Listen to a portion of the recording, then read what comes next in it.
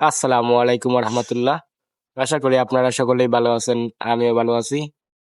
তো আজকে আপনাদের মধ্যে ছোট্ট একটা ব্লগ ভিডিও নিয়ে আসলাম। তো ব্লগ ভিডিওর মধ্যে আমি কিছু গুরুত্বপূর্ণ কথা বলার জন্য এই ভিডিওটা করা। আমাদের চাতকের সুরমা নদীর উপরে যে ব্রিজটা রয়েছে সেটা নির্মাণ করা হয় মানুষের যাতায়াতকে সহজ করার জন্য, যাতে মানুষ কষ্ট না করে, সেজন্য সেই সেতুটা নির্মাণ করা হয়। চাতকের সুরমা সেতুটা কোনো পর্যটক কেন্দ্র নয়, তারপরেও চাতকে কোনো বিনোদন কেন্দ্র না থাকায় এখানে মানুষ ভিড় জমায়। পাশেই নাইনদের হাওর, বিস্তৃত জলরাশি, হাওরের দিক থেকে ভেসে আসা নির্মল বাতাস আর এক কাপ গুড়ের চা প্রকৃতি প্রেমীদের সহজেই টেনে আনে। আমিও এবং আমার বন্ধুরা এখানে যাই শুধু নিরিবিলি পরিবেশ আর একটু শান্তির খুঁজে। কিন্তু ইদানিং যে দৃশ্যগুলো দেখা যাচ্ছে তা সত্যি উদ্বেগজনক। কিছু টিকটক বা উশৃঙ্খল কন্টেন্ট ক্রিয়েটর ছেলেমেয়ে একসাথে রাস্তায় নাচছে, উচ্চ শব্দে স্পিকারে গান বাজাচ্ছে, যা শুধু বিরক্তিকরই নয়, বরং আশেপাশের মানুষের জন্য কষ্টদায়ক। এতে একদিকে যেমন এলাকার মানুষের স্বাভাবিক জীবনযাপন করতে অসুবিধা হচ্ছে, অন্যদিকে যারা একটু শান্তিতে হাওরের পাশে বসতে চায় তারাও চরম বিরক্তির শিকার হচ্ছে। তার সাথে রয়েছে দুর্ঘটনার ঝুঁকি।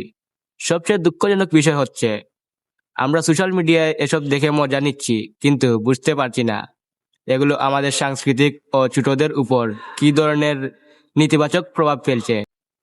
তাই স্থানীয় যুব সমাজ প্রশাসনের প্রতি অনুরোধ, এই বিষয়গুলোর দিকে দ্রুত নজর দিন।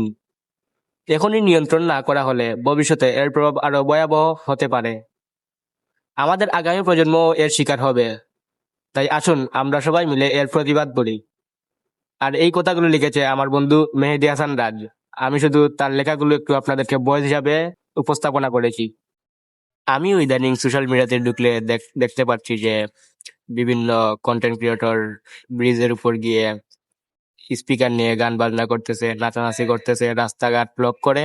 এর কারণে সাধারণ মানুষের চলাচল করতে খুব অসুবিধা হচ্ছে। তো আমি প্রশাসনের দৃষ্টি আকর্ষণ করে বলবো যে আপনারা দ্রুত এর সমাধান করুন আর চাতকের সুরমা সেতুকে পর্যটক কেন্দ্র হিসেবে নিষেধ করুন। কারণ কোনো উৎসব অনুষ্ঠান হলেই মানুষ এখানে এসে ভিড় জমায় বা এই জায়গায় এসে গন্ডগোল করে।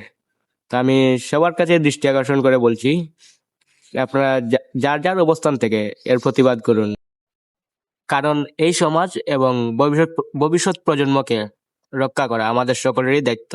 তাই আমরা যারা এলাকাতে যুব সমাজ আছি সবাই মিলে এর প্রতিবাদ করার চেষ্টা করব। কোনো অশ্লীল ভিডিও বা কোনো অশ্লীল কাজকর্ম দেখলে আমরা সেগুলির প্রতিবাদ করব, যেন আমাদের ভবিষ্যৎ প্রজন্ম বুঝতে পারে যে এগুলো আসলেই ক্ষতিকর, এগুলো থেকে দূরে থাকা খুবই জরুরি। তাই আমরা সবাই মিলেমিশে এর প্রতিবাদ করার চেষ্টা করব। এই বলে আমি আমার ভিডিওটা শেষ করছি। সবাই ভালো থাকবেন, সুস্থ থাকবেন। দেখা হবে অন্য কোনো ভিডিও নিয়ে। আসসালামু আলাইকুম ওয়া রাহমাতুল্লাহি ওয়া বারাকাতুহু।